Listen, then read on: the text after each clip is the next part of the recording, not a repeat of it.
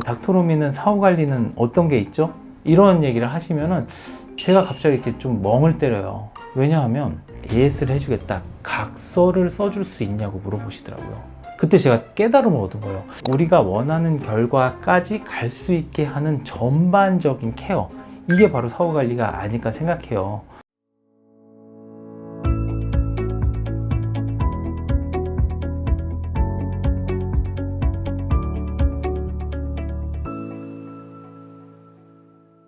안녕하세요. 성형외과 전문의 닥터롬이에요. 오늘은 성형외과에 이제 상담을 가실 때 많이들 하시는 걱정 중에 하나가, 원하는 답변을 못 얻으면 어떡하지? 이런 걱정들을 많이 하시는 것 같아요. 그래서 이런 질문 할 거예요. 혹시 어떤 질문을 더 해야 될까요? 이런 글들도 왕왕 올라오고 하는 것 같더라고요. 그런데 그런 질문에서 빠지지 않고 댓글로 답변을 주시는 것 중에 하나가 사후 관리를 물어보세요 였어요. 할까요? 네. 저는 이제 진료를 볼 때도 환자분들이 이런저런 질문 한참 하시다가 마지막에 닥터로미는 사후 관리는 어떤 게 있죠? 이런 얘기를 하시면은 제가 갑자기 이렇게 좀 멍을 때려요. 왜냐하면 전 사실 사후 관리가 어떤 걸 의미하는 건지 잘 모르겠거든요. 어떤 성형수술을 한다는 거는 단순히 수술을 할 때까지가 끝이 아니고 6개월간의 회복 과정까지가 전체의 결과인데, 그러면 우리가 원하는 결과까지 갈 수 있게 하는 전반적인 케어, 이게 바로 사후 관리가 아닐까 생각해요. 근데 일반적으로 사후 관리라고 부르는 수술의 서비스는요, 최종 결과에 영향을 미치는 거는 아닌 경우가 많아요. 간단하게 답변하자면 그냥 수술이 잘 되면 돼요. 수술 잘 되면요, 환자가 오라고 해도 안 와요. 결국에 수술만 잘 되면 사후 관리는 아무것도 필요하지 않은 경우가 대부분이라는 거죠. 그러면 진짜 사후 관리는 뭐냐? 불행한 이제 확률적인 부작용들, 이런 걸로 인해서 계획했던 결과에 도달하지 못했을 때 그 결과까지 가는데 어떤 도움을 줄 수 있느냐?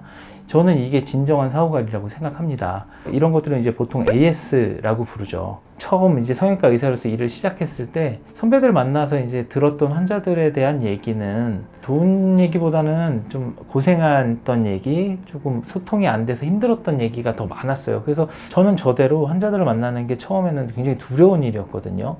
전혀 문제가 없는데도 이런저런 걸로 따지고 들고 큰 소리를 내고 이러면 내가 어떡하지? 그러니까 이런 것들에 대한 고민이 항상 있었거든요. 근데 아니나 다를까 수술하고 일주일째 실밥 뽑고 진짜 당연히 붓기도 많고 비대칭이 많을 수밖에 없는 시기인데도, 그때도 환자들 입장에서는 이런 경험이 처음이기 때문에 걱정을 많이 하신단 말이에요. 근데 의사가 그냥 이거 붓기 때문이니까 시간 지나면 좋아집니다 라고 설명드리는 거에 그냥 100% 이해하시고 한 달까지 그러면 경과를 보겠습니다 하는 분들이 대부분인 반면에, 어떤 분은 자기 생각엔 그게 아니라는 거예요. 제가 그래서 이거 붓기 빠지면 좋아질 거고 6개월까지 우린 지켜봐야 되고 6개월까지는 나랑 좀 소통을 해보자 라고 했더니 그 환자가 이 말을 하더라고요. 그러면 6개월째에도 비대칭이 심하게 있으면 AS를 해주겠다, 각서를 써줄 수 있냐고 물어보시더라고요. 그때 제가 깨달음을 얻은 거예요. 이 환자가 지금 걱정하는 거는 지금 이게 짝짝이냐 아니냐, 수술이 잘 됐냐 잘못됐냐가 아니라 지속적으로 제가 관심을 갖고 이 사람을 케어해주고 해결을 해줄 수 있다는 것만 확실하면 이 사람은 기다릴 수 있는 사람이었더라고요. 저는 이거야말로 진정한 사후 관리라는 생각을 합니다. 사후 관리를 정말 제대로 해줄 수 있는 병원인지 알기 위해서는 이 질문 하나면 된다고 생각합니다. 만약 염증으로 인해 보형물을 제거하거나 다시 보형물을 넣는다면 이것에 대해서는 무상 AS가 맞나요? 이렇게 질문을 했을 때 나오는 답변에 따라서 이 병원의 사후 관리 체계에 대해 이해할 수 있다고 생각해요. 대개의 경우는 단지 운이 나빠서 생긴 일이기 때문에 마취비 정도 혹은 재료비 정도? 이 정도를 얘기하는 경우가 더 많을 것 같아요. 그런데 사실 저는 그렇게 생각 안 하거든요. AS라는 게 그렇잖아요. 환자의 잘못이 없다면 그 부분에 대해서 조치, 치료는 당연히 무상이 돼야 사후 관리가 제대로 되는 거라고 생각하거든요.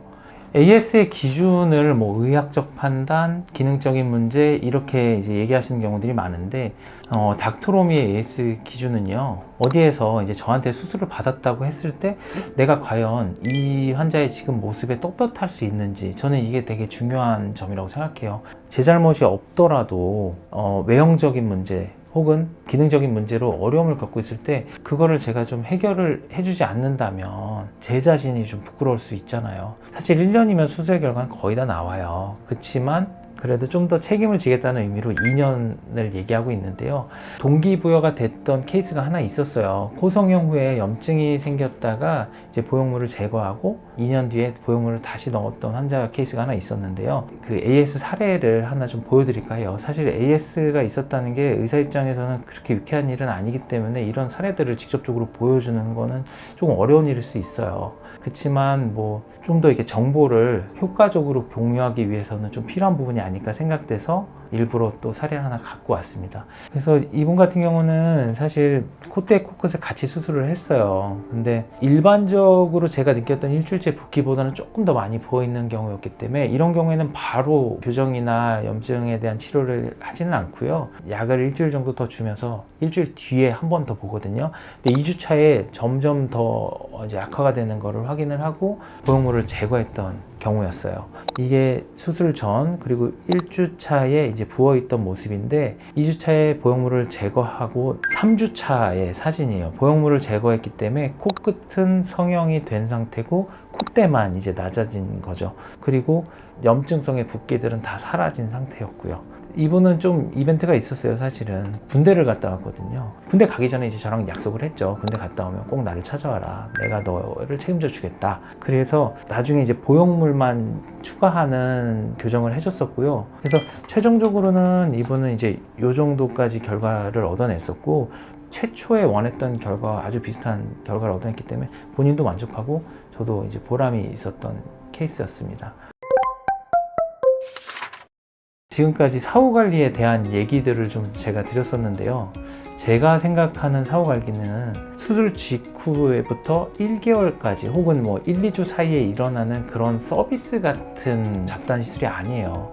수술이 완성이 되는 건 붓기도 빠지고 흑살도 부드러워지고 해서 결국에는 6개월의 회복 과정을 포함하는 거거든요. 그 회복 과정에서 생각지 못했던 문제가 생겼던, 부작용이 생겼던 케어해주는 것까지를 포함하는 게 사후관리가 아닌가 생각을 합니다. 사후관리를 물어볼 때 정말 크리티컬하게 뼈를 때릴 수 있는 질문을 제가 하나 팁으로 던져드렸는데요. 만약 염증으로 인해 보형물을 제거하거나 다시 보형물을 넣는다면 이것에 대해서는 무상 AS가 맞나요?